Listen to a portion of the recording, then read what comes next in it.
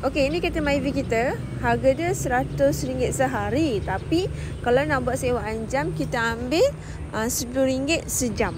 Okey, ni Myvi kita kalau biru. Baru baru. InsyaAllah selamat. Kondisi okey, tip-top. Okey, ini kereta Myvi kita. Myvi kita ni saya dapat report daripada customer dia ada problem dekat power window dia, tapi kita dah repair semua. So maksudnya power window dekat kawasan dekat tempat driver tu okey lah. Kita dah repair dalam 100 something macam tu. InsyaAllah semuanya okey, tak ada masalah lagi lah. Apa-apa feedback daripada customer memang kita ambil pendekatan yang positif.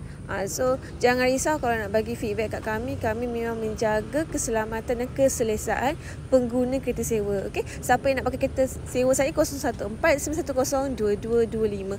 Tu kawasan Speedmart saya lah. Apa-apa boleh Roger ataupun Waze dulu. Speedmart Puncak Sarjana Kajang. Bye, Assalamualaikum.